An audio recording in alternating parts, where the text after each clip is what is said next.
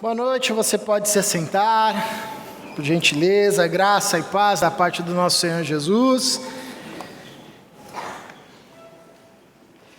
Bom que você está aqui com a gente, na nossa celebração noturna.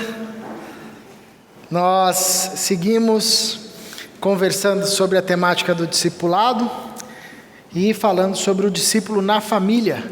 Para quem nos visita aqui, seja muito bem-vindo e saiba que nós estamos refletindo acerca dessa temática do discipulado e esse mês estamos conversando sobre o discípulo na família.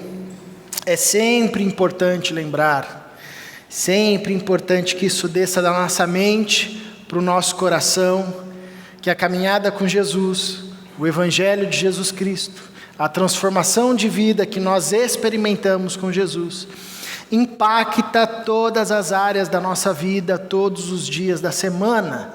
Não é uma coisa relegada a um dia, a um local, como a igreja, a um dia como o domingo, mas é uma vida que floresce em todas as instâncias, por onde nós passamos. E é essa ideia que a gente tem tentado resgatar com essa temática do discipulado, sobretudo o discípulo na família, como um filho de Deus, uma filha de Deus, alguém que nasceu de novo, vive na sua relação familiar. E a família é esse primeiro núcleo onde nós vamos testemunhar ou não, acerca do Evangelho, e é o mais desafiador, sem sombra de dúvida. É o ambiente, o cenário onde mais nós somos confrontados acerca de áreas que precisam ser transformadas na nossa relação com a nossa esposa, com o nosso marido, com os nossos pais, com os nossos filhos, os nossos avós, os nossos irmãos, o nosso cunhado, enfim, nessas relações todas, a família vai evidenciar isso. Tanto que hoje eu falei para a Mirna não vir para a igreja para eu poder falar com mais tranquilidade, Mas ela veio no culto de manhã e voltou já com um caderninho cheio de anotação, assim, que provavelmente, com toda certeza, será usado contra mim ao longo da semana. Mas na família não tem jeito de escapar, Não tem como você disfarçar. Lá em casa, por exemplo, eu sempre falo, que das 7 horas da manhã, eu já passei por todos os degradês da raiva, Porque é um caos lá com os moleques e tudo mais, e naquele momento de ebulição maior, sempre vem a mina e diz: pastor, é assim então, Aquela vontade de a mulher que tu me deste, Eu lembro desse texto bíblico. Mas ele diz: não dá para viver duas realidades, Dois tipos de vida. A família é esse ambiente, quer seja toda ela rendida a Cristo ou não, é o ambiente mais desafiador para vivermos, de fato, um discipulado autêntico com Jesus, porque nós somos confrontados a todo instante. E semana passada, a gente foi encorajado por meio da Dani, da Thaís, da Stephanie, sobre o desafio de lembrarmos que os filhos são flechas e devem ser atirados no alvo que é Cristo, a sua morte, a sua ressurreição. E hoje, seguindo a nossa série, nós vamos conversar sobre a missão da família, tendo essa ideia de que existe um alvo, existe também uma missão para a qual Deus chama a família. E é interessante que por Deus contar e chamar a família para cooperar com aquilo que Ele está fazendo e quer fazer na história, se faz necessário que pais e filhos caminhem em uma mesma direção, andem por uma mesma trilha, tenham corações convertidos uns aos outros.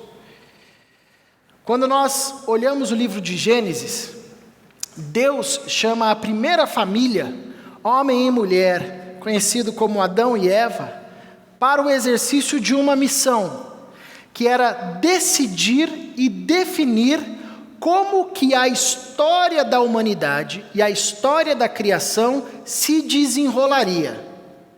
Se a história iria se desenrolar a partir da árvore da vida, o seu fruto e os seus desdobramentos, que obviamente redundam em vida, ou se a história iria se fazer e se desdobrar por meio da árvore do conhecimento do bem e do mal, o seu fruto e os seus desdobramentos, que é a morte, separação de Deus, culpa, pecado e tudo como nós já conhecemos.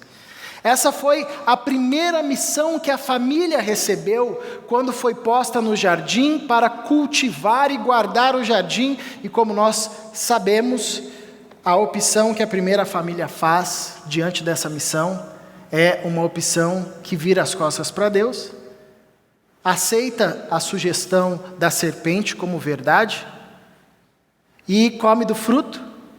A partir disso, toda a história da humanidade é construída a partir da lógica da árvore do conhecimento do bem e do mal, do seu fruto e dos seus desdobramentos, como nós já conhecemos.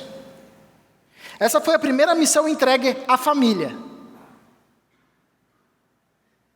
E diante desse erro, Deus não exclui a família da jogada e diz, acabou, então deu tudo errado, vamos lá.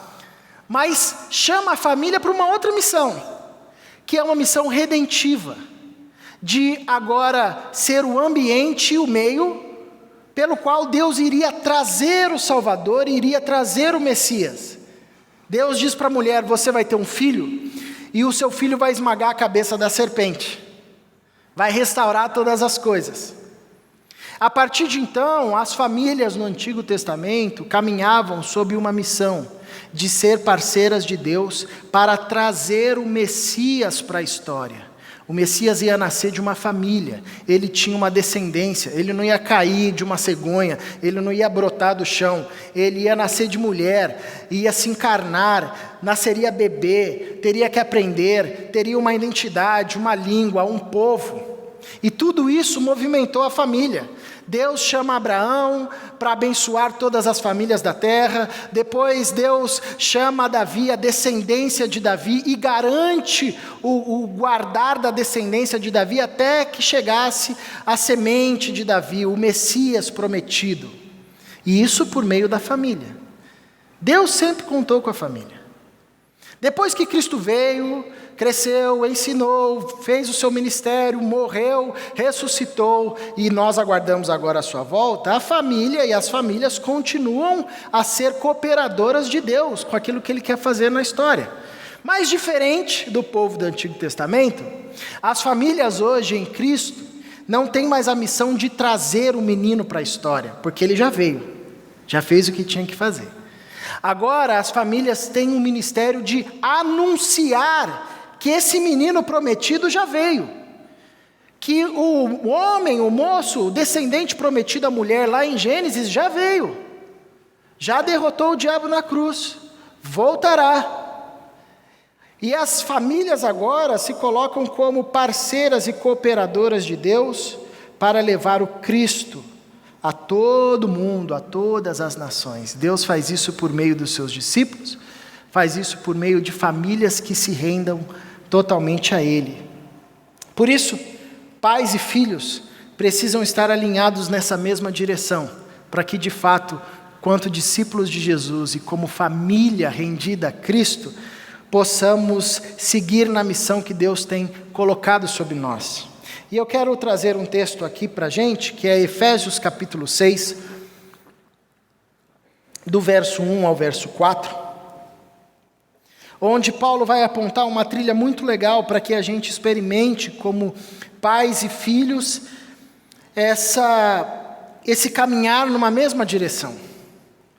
O texto de Efésios capítulo 6, do verso 1 ao verso 4, diz o seguinte: Filhos, obedeçam aos seus pais no Senhor, pois isso é justo. Honra teu pai e tua mãe, este é o primeiro mandamento com promessa, para que tudo te corra bem e tenhas longa vida sobre a terra. Pais, não irritem seus filhos, antes criem-nos segundo a instrução e o conselho do Senhor. Bom, a igreja de Jesus começa a crescer e a se expandir, famílias vão se convertendo, e naquela cultura, Geralmente quando o pai se convertia à fé cristã, toda a família vinha junto. Então você tinha o evangelho nascendo nas casas, literalmente entre as famílias. Por exemplo, quando Paulo traz essa instrução à igreja, quando essas instruções eram lidas nas celebrações, elas eram lidas com a família toda reunida. Então Paulo está dizendo diante de toda a família: marido, ame a sua esposa, esposa, respeite ao seu marido, filhos, obedeçam aos seus pais, pais, obedeçam aos seus filhos, está todo mundo ali. E a ordem ou encorajamento é para que toda a família esteja sob o governo de Deus. Não apenas o pai, não apenas a mãe, não apenas o filho, a filha, mas que toda a família. Por isso Paulo, nesse texto inclusive, nos versos seguintes, vai ampliando o conceito da família da fé, falando inclusive da relação entre senhores e escravos, para que entre os discípulos de Jesus, os escravos não fossem mais vistos como objetos ou mercadorias, mas que fossem acolhidos como a um irmão. É assim que Paulo fala acerca de Onésimo para Filemão, na carta de Filemão, quando Paulo está recomendando e enviando Onésimo de volta, que era escravo de Filemão e que tinha se encontrado com Paulo, experimentado uma transformação de vida. Paulo diz: receba-o não como um escravo ou um servo, mas como a um irmão.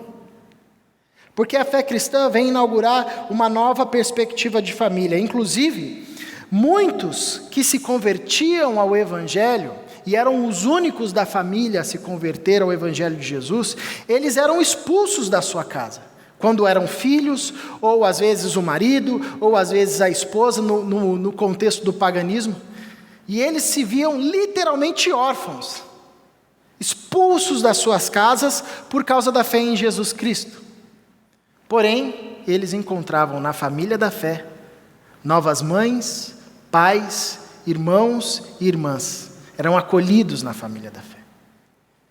Então é interessante como esse texto, o ensinamento de Paulo e todo o ensinamento do contexto do Novo Testamento e do Antigo também, vai fazer com que a gente olhe para a comunhão e para a família com uma perspectiva especial a partir dessa missão que Deus tem colocado sobre a família, e é a promoção da comunhão que Deus gera em nós, na nossa família e na família da fé. Então nós temos aqui um primeiro chamado que Deus faz por meio do apóstolo aos filhos. Filhos, obedeçam aos seus pais. Paulo parte de um pressuposto que está muito claro nas escrituras e na história. Porque a primeira família falhou em sua missão e decidiu construir a história a partir da árvore do conhecimento do bem e do mal, seu fruto e seus desdobramentos. Instaurou-se entre as pessoas, entre os seres humanos, uma ruptura, um abismo. E não importa se o cara é estranho a você ou se ele é da sua família, há um abismo nessa relação. Há um abismo entre homem e mulher, há um abismo entre pai e filho, entre filho e pai. É por isso que Paulo exorta que os filhos sejam obedientes aos seus pais. Se isso fosse uma coisa natural, ele não precisaria dizer. Se isso fosse uma coisa comum, natural, isso não precisaria ser ensinado. Mas não é. Há uma relação de ruptura, que é vista na desobediência, que na relação familiar é vista na rebeldia do filho em relação ao pai. A obediência precisa ser lembrada, precisa ser ensinada. Eu lembro que quando a gente começou o processo desse ensino com o Samuel, ele já tinha deixado de ser bebê, estava crescendo, e a gente foi começar a ensiná-lo, a instruí-lo sobre o que era certo, sobre o que ele podia fazer, o que não podia fazer. Requereu e requer paciência, né? Porque eu chegava para ele e falava: Samuel, vamos conversar aqui, ó. Você fez isso aqui não é legal, você não pode fazer isso. Você entende? Aí ele balançava a cabeça e eu falava assim: então tá certo, né? Não pode fazer isso, tá bom? Não, tá bom, papai. Posso confiar em você? A ele: não. Eu falei: Não, você tem que falar sim, não é não que você tem que falar, né? E demorou algumas vezes. Hoje ele já entende. Eu falo assim: posso confiar em você? Ele fala: tá bom, papai, pode confiar, não vou mais fazer. Porque não é natural. E na relação familiar, esse abismo se mostra num ato de rebeldia entre o filho e o pai. Quando a gente olha para as Escrituras, isso é evidente. Primeira família, você tem um filho totalmente rebelde aos pais, Caim, que mata o seu próprio irmão depois de um culto. Eles foram lá oferecer sacrifício a Deus, terminou o culto, Caim sai e mata o seu irmão. Em Noé, você vê a mesma rebeldia de um filho que desonra o seu pai, Cã. Entre os patriarcas, Esaú e seu pai Isaque. Ele casa com as mulheres cananeias para irritar os seus pais. Jacó foge de casa. Na monarquia, você vê a família de Davi sendo marcada pela espada. Um irmão estupra outra irmã, o filho persegue o pai, quer destronar o pai. Entre os profetas, os filhos de Samuel são rebeldes a Samuel, não seguem os caminhos do seu pai, levam Israel a uma posição completamente equivocada. No sacerdócio, também os filhos de Eli são rebeldes. Enfim, ao longo da história bíblica e na história da gente, a gente percebe que há um abismo, até no ponto mais fraterno do ser humano, que é a relação familiar, e esse abismo se mostra na desobediência. Um dos aspectos é a desobediência dos filhos aos pais. Por isso, Paulo recorda aos filhos e chama aos filhos: filhos, obedeçam aos seus pais no Senhor. O Senhor é a referência, não é a história, não é a nossa cultura, mas é o Senhor é a referência disso. É no Senhor que nós somos chamados a esse exercício de obediência, pois isso é justo, é o que se espera de quem nasceu de novo, é o que se espera de quem foi justificado, é uma ação de justiça. E aí Paulo relembra da lei, do mandamento que diz: honra teu pai e tua mãe. Este é o primeiro mandamento com promessa, para que tudo te corra bem e tenhas vida longa sobre a terra. A obediência é uma expressão de conformidade à lei de Deus, por meio daquele que foi justificado. A obediência é uma expressão de sujeição a Deus. Interessante que Paulo resgata aqui o mandamento, sinalizando para nós que o que foi recomendado lá também serve para os nossos dias. Paulo não rasga a lei e diz: não, isso aqui não serve mais. Ele coloca a lei no seu devido lugar, apontando para Cristo e ensinando que a lei nos instruía. A lei pode nos disciplinar e nos instruir e nos ensinar, como aqui, por exemplo, que amplia o nosso olhar acerca da obediência, sinalizando que essa obediência se mostra a partir de uma vida que honra seu pai e sua mãe. Honrar aqui traz essa ideia de ter em estima, de ter reverência, de ter por zelo. Isso ficava muito claro na cultura do povo de Israel, principalmente quando os pais envelheciam e já não tinham mais força produtiva. E você sabe que em qualquer momento da história, em qualquer sociedade, quando uma pessoa perde a sua força produtiva, a tendência é ela ser escanteada. Porém, na comunidade de Israel, eles não deveriam viver sobre essa lógica. Antes, deveria haver uma rede de cuidado do filho em relação aos seus pais, de honra, de zelo. É isso que Paulo chama aos filhos, e essa mensagem cabe a nós, porque todos nós somos filhos, a não ser que você nasceu de uma samambaia, que é mais difícil, mas todo mundo aqui é filho de alguém. Não importa se o seu histórico foi bom ou foi ruim, todos nós somos filhos, esse é um fato inegável. E se somos discípulos de Jesus, somos chamados para uma relação de honra e de obediência aos nossos pais. Óbvio que isso acontece nas suas instâncias. Quando nós somos crianças, requer um tipo de honra e obediência. Quando nós somos adolescentes, um tipo de honra e de obediência. Quando nós casamos, deixamos nosso pai e nossa mãe, a honra e a obediência continuam, mas mudam da sua linguagem, mudam da sua perspectiva. Nós estamos constituindo uma outra família.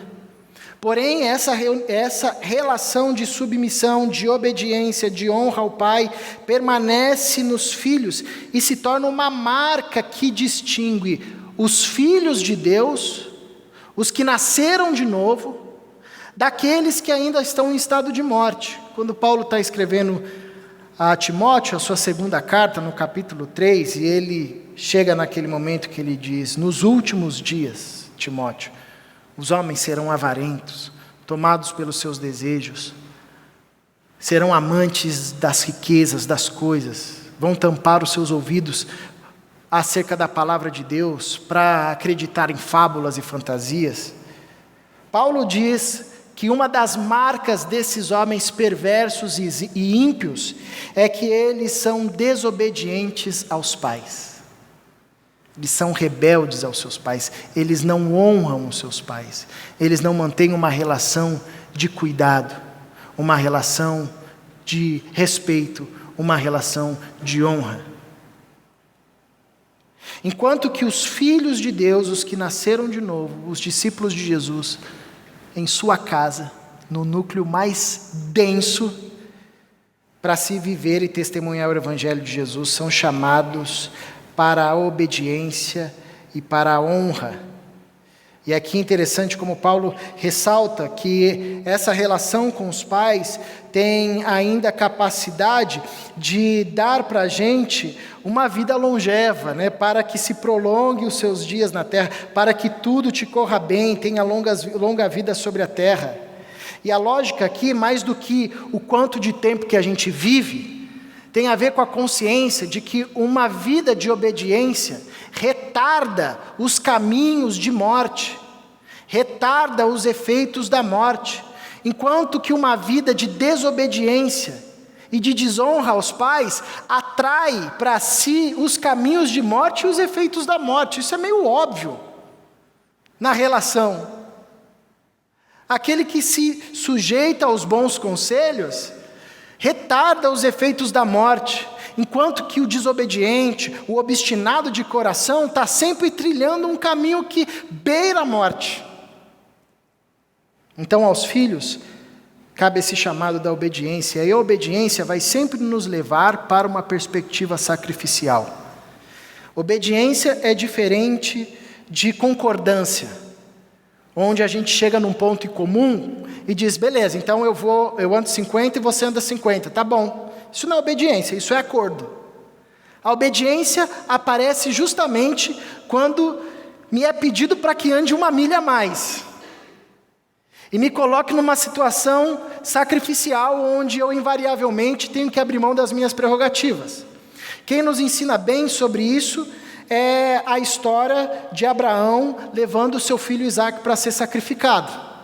A gente olha essa história sob o ponto de vista de Abraão e ressalta a fé de Abraão, e sem dúvida o texto aponta para isso. Mas nesse texto também a gente aprende sobre obediência, com a atitude de Isaque. Porque quando a gente olha a história, uma pergunta que vem é: como é que um cara avançado em idade, já velho, consegue amarrar alguém, um jovem principalmente, e colocá-lo no altar para sacrificar? Isso não existe. Só é possível se o jovem se deixa amarrar. Se deixa amarrar e obedece ao que o pai pediu. É a obediência de Isaque. A gente aprende sobre a fé de Abraão, mas sobre a obediência de Isaque, que aponta claramente para Cristo, que diz: afasta de mim esse cálice, mas seja feita a tua vontade. Cristo, quanto Filho de Deus, não foi colocado na cruz. Ele se deixou levar. Ele diz isso claramente para Pilatos: meu filho, você não tem autoridade. Quem tem autoridade é o Pai. Não é você que vai me matar, não. Eu que estou me entregando.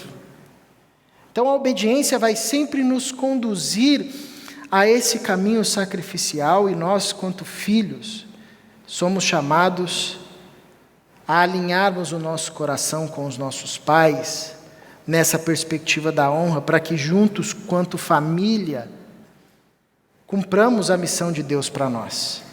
Paulo não apenas fala dos filhos, ou para os filhos, mas ele também traz uma chamada aos pais. E isso é muito legal, porque Nas cajadadas dos apóstolos, de Paulo, ninguém fica de fora. É para a mulher, é para o marido, é para o filho, é para o pai, é para o Senhor, é para o servo. O evangelho alcança todo mundo e vai trazer transformação onde ele entra, é na família toda. E numa cultura como, por exemplo, a cultura pagã, a cultura romana, a cultura grega, onde o pai era o alto cargo da família e você só chamava a atenção dos filhos ou só chamava a atenção da mulher, aqui você tem um chamado para os pais, pai e mãe. Esse exercício de viver a fé e a salvação em Cristo Jesus não é só para os filhos, mas para os pais também. E aos pais cabe não irritar seus filhos, antes criá-los. A palavra criar aqui dá essa ideia de nutri-los, alimentá-los, né? Não é alimentar apenas com comida, mas dar aos filhos, às crianças, aos adolescentes, ao seu filho, o alimento necessário para que ele cresça e se desenvolva quanto ser humano, e aqui no contexto da fé, para que ele cresça e se desenvolva quanto alguém que ama a Deus. Isso, naquela cultura, é muito significativo porque vai mudando as relações. Os filhos, as crianças, não passam mais a ser vistos como objetos que estão sob o domínio do pai. Como no Império Romano, por exemplo, quando uma criança nascia, ela era levada para o seu pai, no quarto do seu pai. O pai olhava para a criança e se ele gostasse, fosse com a cara e achasse legal, ele ficava. Agora, se ele dissesse, não quero, a criança era despejada, abandonada, morta, vendida. A relação entre os discípulos de Jesus vai mudando a estrutura da sociedade, igual na relação conjugal, onde um homem podia ter várias mulheres. Aí chega um povo que agora passa a se casar apenas com uma mulher, a constituir um outro tipo de família.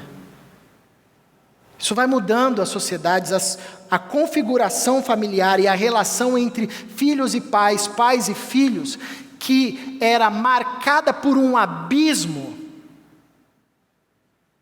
apontada por rebeldia da parte dos filhos e de um autoritarismo por parte dos pais, agora vai sendo transformada no Senhor e esse abismo vai sendo transposto. E passa-se a ter uma relação de sujeição mútua, uma relação de reconhecimento da dignidade do outro, à semelhança de Deus. Um relacionamento de obediência, de honra, de estima, um senso de responsabilidade por parte dos pais, de cuidar, de nutrir. Não é só pôr o filho no mundo, não. Eu tenho que criar esse filho, eu tenho que alimentar esse filho, eu tenho que dar recursos para que esse filho cresça, se desenvolva quanto ser humano. Como foi dito semana passada, acerte o alvo. Pais, não irritem seus filhos. E aqui o chamado para não irritar os seus filhos, não é que você não pode fazer uma brincadeira para irritar o seu filho. Às vezes eu faço lá com Samuel, legal ver ele um pouquinho bravo. É mais do que isso. A ideia aqui é, não sejam tão severos a ponto de quebrar o filho de vocês, a ponto de quebrar o espírito do filho de vocês. Não sejam negligentes ao ponto de não alimentá-los, ao ponto de não dar os recursos necessários para que ele se desenvolva, se alimente e cresça. A ideia aqui é não quebrar o filho, não colocar uma carga demasiada sobre o filho a ponto dele quebrar. E essa relação entre pais e filhos, de obediência e de instrução e conselho ou disciplina, como cabe aos pais, pressupõe uma relação de autoridade. Só há obediência onde há reconhecimento de autoridade. Por que um filho vai obedecer ao seu pai? A lógica bíblica é porque o filho reconhece sobre o pai, sobre a mãe, autoridade. E nós vivemos num tempo que tem cada vez mais desconstruído qualquer perspectiva da temática da autoridade. E a gente precisa sempre lembrar que esse é um atributo divino, que é visto em toda a Escritura, e que promove o bem. Aliás, tudo surgiu por conta do reconhecimento da autoridade da palavra criadora, que disse: haja luz, e houve luz. A autoridade ordena, gera ordenamento, gera construção, pega o caos e desenrola, instrui, aconselha, nutre, alimenta, organiza, dá possibilidades de crescimento.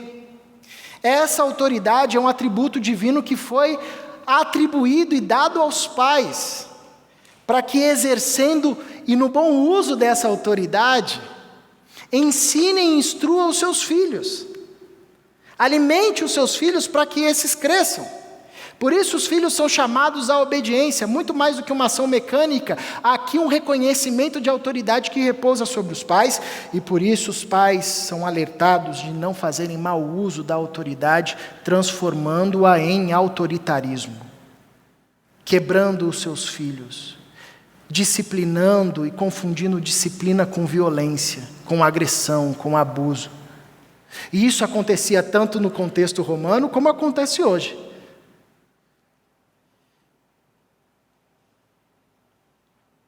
E por que é necessário que os pais sejam incansáveis na instrução, no conselho, no bom exercício dessa autoridade com os filhos? Porque a gente precisa sempre lembrar que a Bíblia nos ensina que os seres humanos são seres destituídos da relação com Deus. São seres que nasceram em estado de queda, e a sua natureza é uma natureza que corre para o mal. Sabe o seu bebê, bonitinho, que acabou de nascer e tem 3 semanas, cuti-cuti, aquela coisinha mais linda, que até o pum dele é legal, você olha e fala, que lindo! Eu sei que é meio forte falar isso, mas ele é um ser que está em estado de queda. Nele, já ali, impera a lógica da árvore do conhecimento do bem e do mal, seu fruto e seus desdobramentos. Isso não acontece quando a gente chega na adolescência, por mais que pareça, né? Mas isso acontece quando nasce. Eu nasci em pecado me concebeu minha mãe. Os seres humanos, as crianças, os filhos, os pais também, mas aqui nesse contexto aqui, focando agora na relação de instrução e conselho dos pais para os filhos, o ponto em comum é que não será natural que o seu filho busque a Deus. Não será natural que o seu filho queira fazer o bem. Não será por osmose, por fotossíntese, que ele vai viver uma vida que naturalmente o conduza a uma relação de entrega a Deus. Não, porque a natureza está destituída, está morta, está em estado de queda. Não significa dizer que ele é todo ruim. Não, tem muita coisa boa ali por causa da graça de Deus. Mas a natureza é a natureza de Adão. É a semente de Adão. Por isso que a gente, quanto pais que conhecem a Cristo, precisamos incansavelmente lembrar dessas flechas para o alvo, clamando para que a ressurreição alcance ele o mais rápido possível, para que a formação da identidade dele seja o mais tempo possível na realidade da ressurreição e menos tempo possível sob a influência da queda. Porque ele é um estado de morte. Então não dá para relegar a educação dos filhos na lógica humanista, que diz, não, o ser humano é bom, intrinsecamente bom, é o meio que corrompe ele. Se você colocar esse ser humano no lugar legal, com tudo certinho, vai dar bom. Não vai dar bom. A natureza do ser humano é desesperadamente corrupta. Não importa se ele tem 60 anos, se ele tem 2 meses, se ele está gestando, se ele tem 5 anos, é desesperadamente corrupto enquanto não se conhece a Cristo. Não há um salto na existência. Por isso, que essa autoridade é delegada aos pais, não para que se transforme em carta branca para o abuso com os filhos, mas para que se transforme em instrumento para a instrução, para o conselho, inspirados no Senhor. E aqui novamente a referência dos pais não é a lógica do seu mundo, mas é a referência no Senhor, assim como o Senhor cuidou, nutriu e alimentou o seu povo e alimenta os seus. Às vezes, quando a gente vai falar sobre isso, a gente gasta tempo falando sobre como é que a gente vai fazer isso, focando os métodos, se nossa instrução, o nosso conselho, a nossa disciplina vai ser conversando, vai ser por meio do uso da vara, da disciplina corporal, do deixar no cantinho do silêncio, do tirar o brinquedo, do fazer ele lavar o banheiro, enfim, isso tudo são metodologias que a gente olha para o nosso contexto e percebe qual que faz mais sentido. Mais importante do que isso é a consciência de que cabe aos pais o ministério de instruir, aconselhar, ensinar, usando todos os recursos que estão à sua disposição, não para aumentar os abismos, mas para aproximar aquilo que, naturalmente, pela lógica da queda, tende a se afastar. Por isso que os pais são chamados a não irritarem seus filhos, a não quebrarem seus filhos, a não desprezarem seus filhos, a não colocarem peso demasiado sobre os seus filhos. Por fim, o apóstolo, ao falar aos filhos, ao falar aos pais, ao falar aos maridos e às esposas, ele traz aos senhores e aos servos, estendendo a lógica familiar dos discípulos de Jesus, ele traz um chamado a toda a família. A forma de filhos estarem alinhados com seu pai é por meio do exercício da obediência e da honra. A forma dos pais estarem alinhados aos seus filhos é por meio da instrução e do conselho e do exercício da autoridade saudável, sadia, que promove vida, que alimenta, que nutre. E assim toda a família é chamada para cumprir a missão que Deus tem dado à família desde o Éden, desde o Antigo Testamento, desde as famílias que compõem o Novo Testamento e que alcança nós também, de vivermos uma vida cuidadosa. Tenham cuidado com a maneira como vocês vivem. Paulo vai dizer isso em alguns versos anteriores, no capítulo 5, do verso 15 ao verso 17, quando ele diz o seguinte: tenham cuidado com a maneira como vocês vivem, que não seja como insensatos, mas como sábios, aproveitando ao máximo cada oportunidade, porque os seus dias são maus. Portanto, não sejam insensatos, mas procurem compreender qual é a vontade do Senhor. A tendência é a gente ler esse texto e achar que ele tem apenas uma aplicação individual. Só que assim que Paulo fala esse texto, ele entra no contexto familiar, mostrando como é que a gente vive uma vida não sendo insensato, mas sendo sábios. Ou como é que a gente vive uma vida que compreende qual é a vontade do Senhor. Esse tema, a vontade do Senhor, a vontade de Deus, às vezes a gente interpreta como um negócio assim, meio espiritualoide, né? Como se Deus viesse, por meio de um anjo, trazer uma carta escrevendo a vontade dele, e a gente fica, qual que é a sua vontade, Senhor? Mostra aqui para mim. Mas o texto aqui mostra para nós claramente qual é a vontade do Senhor na sequência.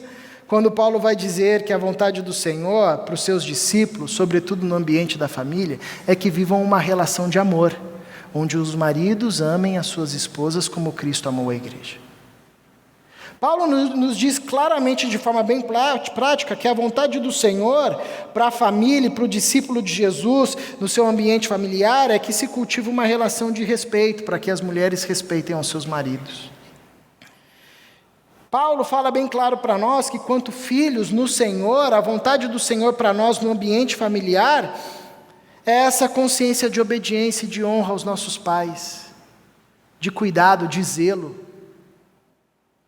E enquanto aos pais, diz respeito à instrução zelosa dos filhos, não à negligência, não ao abuso, não ao autoritarismo, mas à instrução zelosa que alimenta e que nutre.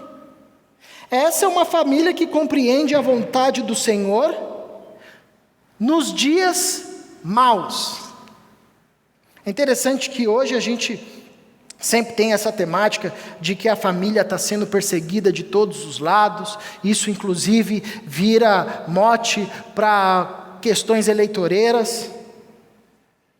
Mas a gente precisa lembrar que a primeira instituição que foi atacada na história foi a família. Quando a serpente vai tentar o primeiro casal. A família sempre sofreu perseguição. Não é de hoje, é ingenuidade nossa achar que na geração anterior as famílias eram melhores, mesmo que os pais negligenciavam a educação dos filhos, ou eram muito abusivos, ou quebravam os seus filhos na disciplina. Não, lá é que era o tempo. Não. Nos dias maus, quanto discípulos de Jesus, na nossa família, somos chamados a compreender qual é a vontade do Senhor. E Paulo, nos versos seguintes, no capítulo 6, vai mostrar de forma bem prática como uma família vive a vontade do Senhor, numa relação de amor, numa relação de respeito, numa relação de obediência, numa relação de instrução. Quando nós vivemos assim, nós voltamos a abraçar a missão que Deus deu para a família lá no Éden, de construir história, não a partir da lógica da árvore do conhecimento do bem e do mal e seus desdobramentos, mas a construir história a partir da árvore da vida, a partir de Cristo, a partir da lógica da ressurreição e os seus desdobramentos. Quanto nós, quando maridos, deixamos a trilha do amor e abraçamos a trilha do ódio, a gente está comendo do fruto da árvore do conhecimento do bem e do mal, e trazendo todos os seus desdobramentos para a nossa esposa, para os nossos filhos, para os nossos parentes, para os nossos vizinhos, construindo história sobre essa lógica de morte. Porém, quando nós sujeitamos o nosso coração a Cristo e colocamos a nossa família diante do Senhor, e passamos a construir história como cooperadores de Deus nessa missão que Deus tem dado à família, a partir do amor, nós abençoamos a nossa esposa, o nosso marido, os nossos filhos, os nossos vizinhos, os nossos amigos. A mesma forma, quando os filhos trilham um caminho de desobediência, de desonra aos seus pais, optam por essa caminhada da queda, que amplia os abismos entre as pessoas e no seio mais íntimo do ser humano, que é a família. É comer do fruto da árvore do conhecimento do bem e do mal e ver na nossa história, entre os nossos irmãos, entre os nossos pais, entre os nossos parentes, entre os nossos vizinhos, entre os nossos amigos, uma história que se desenrola sobre o fracasso que tivemos em abraçar a missão de Deus, optando escolher e construir história a partir da lógica da queda. Porém, quando filhos optam pela árvore do conhecimento da vida, por Cristo, pela ressurreição, e trilham o caminho da obediência e da honra com os seus pais, até mesmo nos contextos mais complexos, assumindo uma atitude à semelhança de Isaac, é como se comêssemos da árvore da vida, e toda a história ali construída se faz por meio dos efeitos da árvore da vida. De forma semelhante, quando os pais negligenciam a autoridade que foi dada por Deus para instruir, aconselhar, disciplinar e ensinar no Senhor, e optam por um caminho de abuso, de violência, de autoritarismo, de legalismo, ou de negligência, de esquecimento, de relapso, é como se estivéssemos comendo da árvore do conhecimento do bem e do mal e construindo a história da nossa família e dos que estão à volta sobre os desdobramentos desse fruto, que é um fruto de morte, de separação, de domínio, de medo. Porém, quando nós, como discípulos de Jesus, acatamos a fala do Senhor, submetemos o nosso coração a Ele e optamos o caminho difícil que nos faz agarrar com a graça de exercermos uma autoridade zelosa, que nutre, que alimenta, que instrui, que aconselha no Senhor, é como se tivéssemos comendo da árvore da vida e vendo na nossa família, sobre os nossos filhos, recair as bênçãos da ressurreição, da vida de Jesus. A gente acha que foi só o primeiro casal que comeu da árvore da vida e a árvore do conhecimento do bem e do mal, mas essa árvore está à nossa disposição a todos os dias e todos os momentos. E Deus continua chamando a gente para sermos discípulos, família de discípulos, que rejeitam a tentação do diabo e buscam construir história, não a partir da árvore do conhecimento do bem e do mal, mas a partir da árvore da vida. Talvez você pergunte: Caleb, legal, mas a minha família é toda bagunçada, você nem te conto, você nem sabe. Aliás, eu sou o único discípulo de Jesus na minha família. Minha família não vive nada disso. Há um abismo entre eu e meu marido. Há um abismo entre eu e meu filho. Parece intransponível. A gente precisa lembrar da fala do profeta Malaquias, capítulo 4, verso 6, quando ele diz: chegará aquele que converterá o coração dos pais aos filhos e o coração dos filhos aos pais. É por isso que Paulo chama os filhos a obedecerem no Senhor, e chama os pais a instruírem no Senhor, porque o ponto de referência, a pessoa poderosa que tem capacidade de fazer com que a gente transponha os abismos, é Jesus Cristo de Nazaré. E mesmo que agora a gente se veja sozinho, sem a nossa família, nós não estamos sós, pois como Cristo mesmo disse: aquele que deixa tudo para me seguir, recebe nessa vida sem número de mães, sem número de pais, um sem número de irmãos, um sem número de irmãs, porque a caminhada com Deus é uma caminhada para se viver em família, quer seja na família da fé, ou no privilégio da nossa família nuclear, que também confessa a Cristo Jesus de Nazaré, e assim nós seguimos dentro de uma mesma missão. Eu convido você a um tempo de oração, colocando o seu coração diante de Deus, respondendo a Ele a forma como essa mensagem ecoa em você.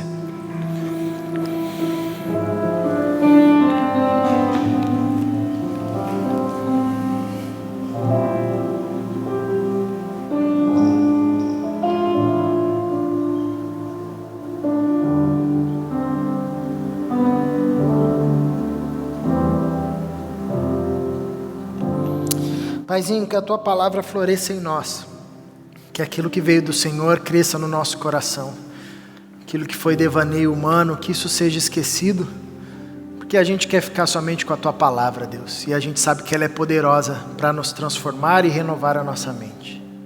O Senhor conhece cada coração aqui, conhece cada família aqui, Deus. Há aquelas famílias que estão todos rendidos aos pés da cruz, mas que por alguma razão esqueceram que o Senhor tem uma missão para toda a família. Que o Senhor nos relembre disso, e que sejamos famílias por meio de quem outras tantas famílias são abençoadas. Que o Teu Espírito Santo nos use como instrumentos. Há aqui também aqueles que estão sozinhos, são os únicos a crerem no Teu nome, na sua casa. Às vezes é um filho, às vezes é uma mãe, às vezes é um marido, às vezes é uma filha. E o Senhor sabe a dor que vai no peito dessas pessoas. Paizinho, que eles não se sintam nunca desamparados, mas que encontrem amparo na família da fé, no sem número de mães, pais, irmãos e irmãs que recebem agora em Cristo Jesus, e que continuem a render as suas orações e súplicas ao Senhor, clamando pela conversão dos seus familiares, clamando para que as suas famílias sejam rendidas a Ti e abracem essa missão. Porque o nosso desejo, Pai, é construirmos história, não mais a partir da lógica da queda, mas agora a partir da lógica da ressurreição. A partir de nós, a partir das nossas casas, a partir da nossa igreja, a partir de onde estivermos, para a glória do Teu nome, em Cristo Jesus. Amém. Vamos cantar mais uma canção?